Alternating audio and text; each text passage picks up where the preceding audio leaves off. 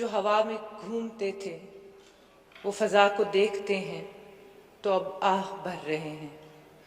کوئی اور تو نہیں ہے پس خنجر آزمائی، ہم ہی قتل ہو رہے ہیں، ہم ہی قتل کر رہے ہیں۔ جناب اسپیکر، انتہائی افسوس کے ساتھ مجھے یہ کہنا پڑ رہا ہے، جس طرح سے کل رات سے آپ جو بھی ٹیلی ویژن چینل لگائیں اور آج سارا دن جس طرح سے مناظر دیکھنے کو ملے ہیں، تو یہ پاکستان، اسلامی جمہوریہ پاکستان کے مناظر نہیں، ایسا گمان ہوتا تھا کہ یہ کہیں مقبوضہ پاکستان کے مناظر دکھائی دے رہے ہیں۔ یہ کسی آزاد ملک کے مناظر نہیں تھے، کسی جمہوریت میں اس طرح کے مناظر دیکھنے کو نہیں ملتے۔ جناب اسپیکر، اگر ایک سیاسی جماعت ایک پرامن احتجاج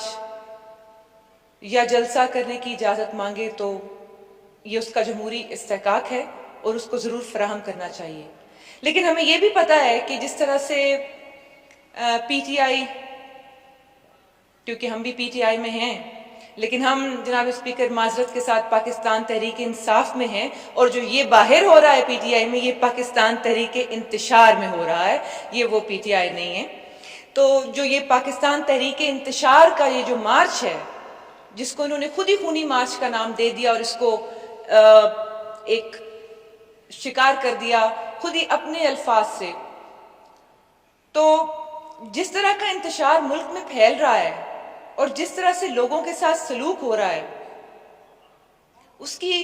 ہرگز کسی بھی جمہوری ملک میں کوئی اجازت نہیں ہے، نہ کوئی اخلاقی اس کا جواز بنتا ہے، نہ کوئی قانونی جواز بنتا ہے، نہ کوئی آئینی جواز بنتا ہے، کیونکہ اگر میں بات کروں ڈاکٹر شیریں مزاری کے ساتھ جو ہوا، اس سے لے کے اب تک جو ہوا، وہ سب کچھ قابل مذمت، اور اسی طرح جو پی ٹی آئی کے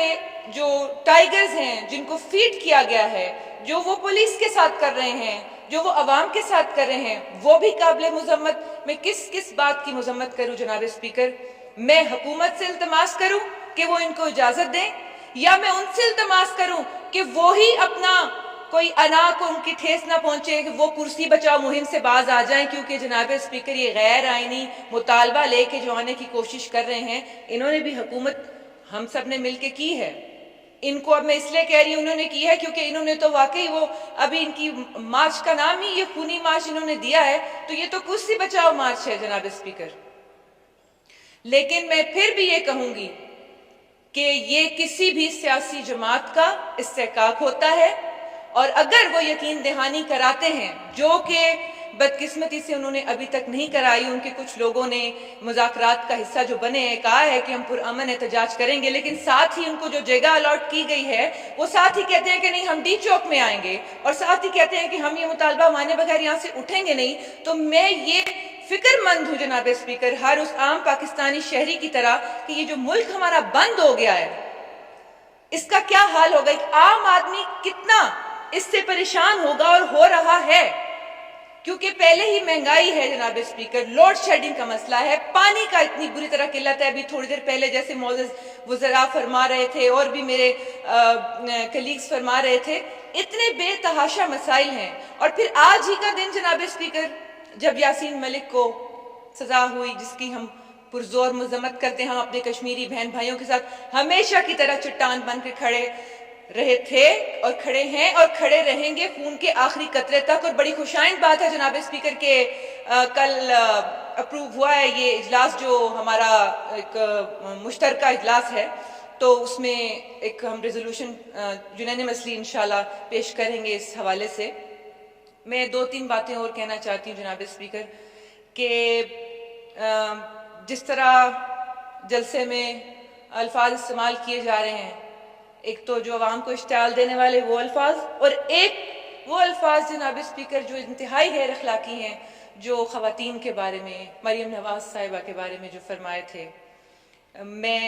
جب یہ لوگ بات کرتے ہیں عورت کی اور خاتون کی، تو میں پھر کہنے پہ مجبور ہوں کہ خدا را آپ کو زیب نہیں دیتا،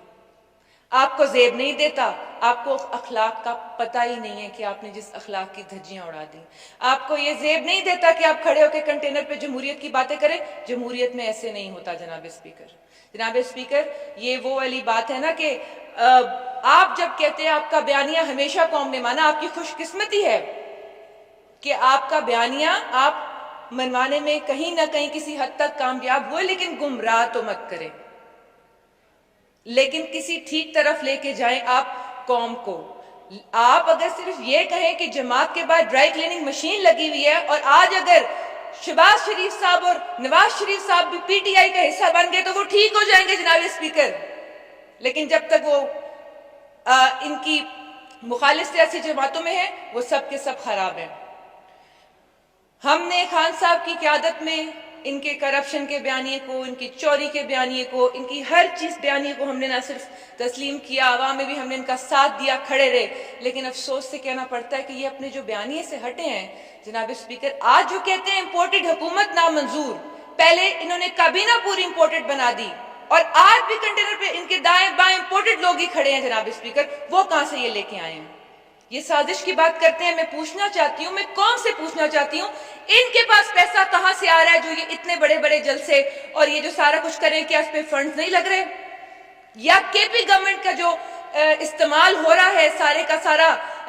وہاں سے، تو کیا جو یہ کرے تو ٹھیک ہے جو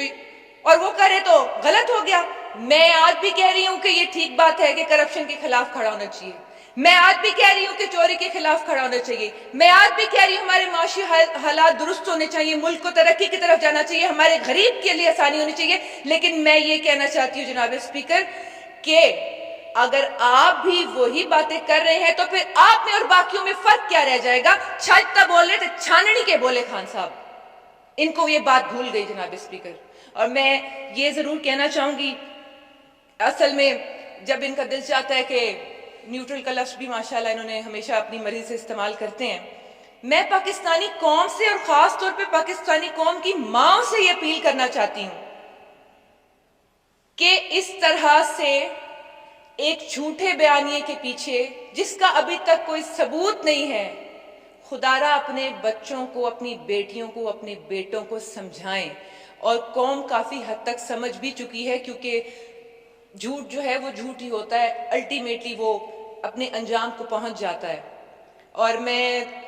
جس طرح سے یہ حالات ہو رہے ہیں ملک کے جناب اسپیکر، کافی خوفناک حالات ہیں. یہ جو بیانیہ چاہے وہ حکومت کی طرف سے، میں حکومتی لوگوں کو جتنے بھی اس حکومت میں بیٹھے ہیں وہ ذمہ دار ہیں، پاکستانی ہر شہری کے پروٹیکشن کے، یہ ان کی ذمہ داری ہے. آئین اور قانون کو جو وہ دیکھتے ہوئے سارے فیصلے کریں، اور ہم لوگ اور عمران خان صاحب کی قیادت میں جتنے لوگ باہر نکلے ہوئے ہیں یہ ان کی بھی اتنی ذمہ داری ہے. یہ بارڈر کی لائن نہیں ہے جناب اسپیکر انڈیا پاکستان کی، یہ ہمارے ملک کا ہی ایک مقدس ایوان ہے. یہ کون سی آزادی کا مارچ لے کے نکلے ہوئے ہیں؟ یہ خدا نخواستہ اسلام اور کفر کی لڑائی نہیں ہے جناب اسپیکر کہ قوم کو ہم پہلے ایک وہ مہنگائی کے اور ایک انتہائی برے حالات میں، قسم پرستی کے حالات میں، ایک اندھیروں میں، گھٹا ٹوپ اندھیروں میں قوم پہلے ہی جا چکی ہے، اور آپ اس کو صرف اپنی ذات کے لیے، صرف اور صرف اپنی ذات کے لیے جناب اسپیکر اس نہج پہ لے کے آئے ہیں. آپ ٹیلی ویژن اٹھا کے آپ آن کر کے مناظر دیکھیں، آپ کو سری نگر میں ایسے مناظر، مقبوضہ سری نگر میں نظر آئیں گے. آپ کو کشمیر اور فلسطین یاد آئے گا، آپ کو لگے گا کہ آپ پاکستان میں نہیں بیٹھے، اور پھر یہ کہتے ہیں کہ ٹی وی بند کر دو تو سب خیر ہے. اور جناب اسپیکر میں دوبارہ التماس کرنا چاہوں گی، وائنڈ اپ کریں جی جناب اسپیکر، میں یہ دوبارہ سے کہنا چاہوں گی کہ ہر چیز کا حل ہوتا ہے، اور افہام و تفہیم سے سیاسی طریقہ کار اس کا نکالیں، جو بھی اخلاقیات کے دائرے کے اندر رہ کے اور آپس میں مذاکرات کے ذریعے اس چیز کا حل نکالیں. ملک اور قوم متحمل نہیں ہے اس طرح کے چیزوں کی، اور جو بھی اس کے ذمہ داران ہیں اگر وہ آئین اور قانون کے دائرے میں نہیں رہتے ان کو سزا بھی ہو، لیکن اگر آئین اور قانون کے دائرے میں کوئی چیزیں ہو رہی ہیں تو ان کو بھی فراہم کی جائے. اور میں اس بات پہ اپنی یہ ختم کروں گی کہ میں کس کے ہاتھ میں اپنا لہو تلاش کروں. میں کس کے ہاتھ میں اپنا لہو تلاش کروں، تمام شہر نے پہنے ہوئے ہیں دستانے. بہت شکریہ. عبداللہ اکبر چترالی